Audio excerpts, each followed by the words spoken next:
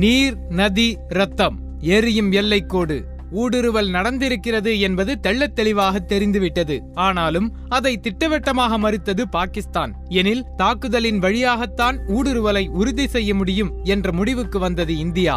ஆகட்டும் என்று சொல்லிவிட்டார் அடல் பிஹாரி வாஜ்பாய். அதிரடியாக களத்தில் இறங்கியது இந்திய ராணுவம். 26 மே 1999 அன்று இந்தியாவின் பீரங்கி தாக்குதல்கள் வேகம் பிடித்தன. தாக்குதலின் வீரியம் அதிகமாக இருந்ததால் பாகிஸ்தான் ராணுவம் நேரடியாக களமிறங்கியது.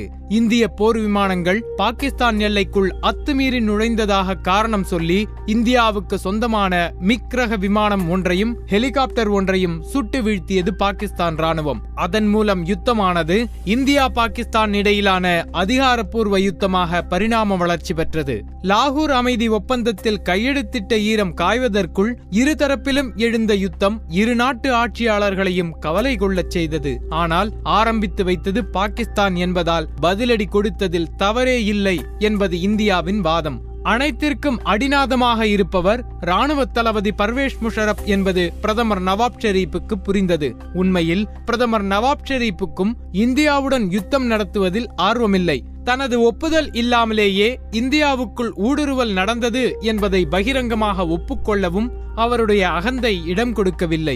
சாட்சிக்காரனுக்கு பதில் சண்டைக்காரனிடமே பேசிவிடலாமே என்ற முடிவுக்கு வந்தார். இந்திய பிரதமர் வாஜ்பாயை தொடர்பு கொண்டார். வேண்டாம், விமான தாக்குதல்கள் நிறுத்திக் கொள்ளலாம், போரை நிறுத்தி பேச்சை தொடர்வோம் என்றார். வெற்றி உறுதி என்ற நிலையில்தான் போரையே தொடங்கியது இந்தியா.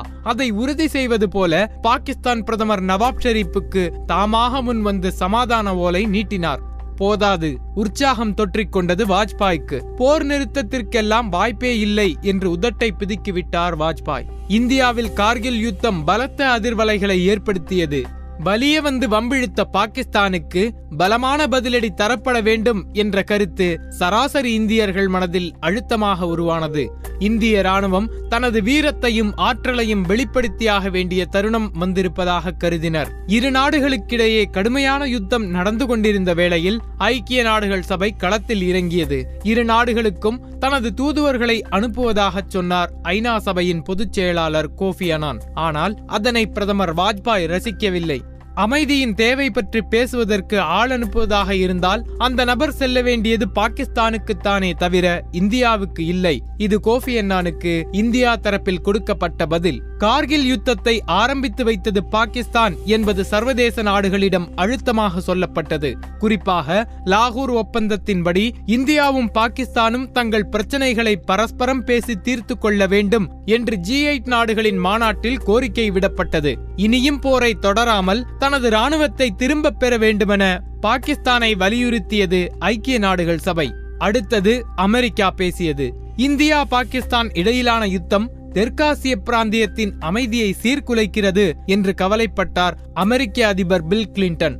அதே வேளையில் நிலைமையின் தீவிரத்தை உணர்ந்து பாகிஸ்தானுக்கு சில அறிவுரைகளை கொடுத்தார். அனைத்து பிரச்சனைகளுக்கும் அடிப்படை பாகிஸ்தானின் ஊடுருவல்தான். பாகிஸ்தான் ராணுவத்தின் நார்தர்ன் லைட் இன்ஃபான்ட்ரி படைப்பிரிவுதான் கார்கில் நடவடிக்கைக்கு காரணம்.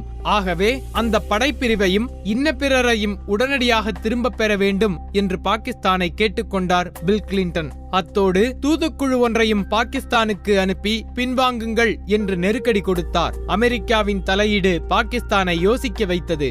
அமெரிக்க அண்ணன் மிரட்டியதால் சீனத்து அண்ணனிடம் அபயம் கோர முடிவெடுத்தது. உடனடியாக சீனாவுக்கு சென்ற பாகிஸ்தான் பிரதமர் நவாப் ஷெரீப் அங்கு தமது நிலையை எடுத்துச் சொன்னார். ஒருவேளை பாகிஸ்தானின் இறையாண்மைக்கு இந்தியாவால் ஆபத்து வந்தால் அதை தடுத்து நிறுத்த சீனா களமிறங்கும் என்ற உத்தரவாதத்தை கொடுத்தது சீனா. சீனாவின் ஆதரவு கொடுத்த தெம்பில் இந்தியாவை சற்றே மிரட்டி பார்த்தது பாகிஸ்தான். ஆம், இந்தியா யுத்தத்தை தொடரும் பட்சத்தில் அணு ஆயுதங்களை பயன்படுத்தவும் தயங்க மாட்டோம் என்றது. ஆனால் இந்தியாவோ வெகு நிதானமாக எதிர்வினையாற்றியது. அணு ஆயுதம் பயன்படுத்த வேண்டிய சூழல் உருவானாலும் கூட அதை இந்தியா முதலில் செய்யாது. அதன் அர்த்தம் எங்களுக்கு விருப்பமில்லை, ஆனால் நீங்கள் செய்தால் நாங்களும் செய்வதற்கு தயங்க மாட்டோம் என்பதுதான். அதிரடி எச்சரிக்கை விடுத்ததோடு நிற்கவில்லை, அதிரடி நகர்வுகளையும் நடத்தியது இந்தியா. யுத்தம் நடந்து கொண்டிருந்த கார்கில் பகுதியில் மட்டுமின்றி பஞ்சாப் உள்ளிட்ட பாகிஸ்தான் எல்லைப் பகுதிகளை நோக்கி நகர்வதற்கும் ராணுவம் ஆயுத்தமானது. அந்த தகவல் பாகிஸ்தானை சற்றே பயமுறுத்தியது. அந்த பதற்றத்திற்கு மத்தியில் கார்கில் பகுதியை மீண்டும் கைப்பற்றிய இந்திய ராணுவம் அந்த வெற்றியை வெகு விமர்சையாக கொண்டாடியது. அடுத்து டைகர் ஹில்ஸ் பகுதியையும் திரும்ப பெற்றது. இந்தியா தனது வேகத்தை மேன்மேலும் அதிகப்படுத்திக் கொண்டிருக்க பிரதமர் நவாப் ஷெரீப்பை அழைத்தார் அமெரிக்க அதிபர் பில் கிளின்டன். போர் நிறுத்தத்தின் அவசியத்தை உணர்த்தினார். அதனைத் தொடர்ந்து நவாப் ஷெரீப் இறங்கி வர தயாரானார். ஆனால் இந்தியா பாகிஸ்தானுக்குள் பலத்த எதிர்ப்பு கிளம்பியது. போராளிகளும் எதிர்க்கட்சிகளும் போர் நிறுத்தம் கூடாது, ஒரு கை பார்த்தே தீர வேண்டும் என்று வலியுறுத்தினர். 12 ஜூலை 1999 அன்று பாகிஸ்தான் தொலைக்காட்சியில் உரையாற்றிய பிரதமர் நவாப் ஷெரீப், காஷ்மீர் போராளிகள் கார்கிலை கைப்பற்றியதன் நோக்கம் காஷ்மீர் விவகாரத்தை நோக்கி சர்வதேச சமூகத்தின் கவனத்தை திருப்புவதுதான். அது நிறைவேறிவிட்டது. அமெரிக்கா தனது தனிப்பட்ட ஆர்வத்தை செலுத்தும் என்று உத்தரவாதம் கிடைத்துள்ள நிலையில் அங்கே யாரும் இருக்க வேண்டிய அவசியமில்லை.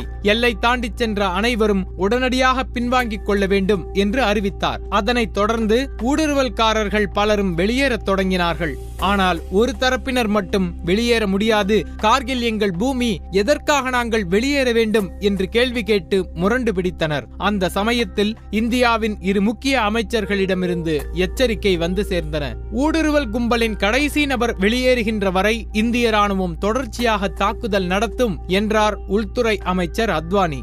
இன்னும் ஒருபடி மேலே சென்ற ராணுவ அமைச்சர் ஜார்ஜ் பெர்னாண்டஸ் இந்திய எல்லை பகுதியிலிருந்து வெளியேற மறுத்து, யாரேனும் பேச்சுவார்த்தை, பிரகடனம் இத்தியாதி என்றெல்லாம் பேசினால் அவர்களுடன் நாங்கள் பேச மாட்டோம், எங்கள் ராணுவ வீரர்களின் துப்பாக்கிதான் பேசும் என்று எச்சரித்தார். அந்த எச்சரிக்கைகளை தொடர்ந்து 70 நாட்களை கடந்து நடந்து கொண்டிருந்த இந்தியா பாகிஸ்தான் யுத்தம் முடிவுக்கு வந்தது.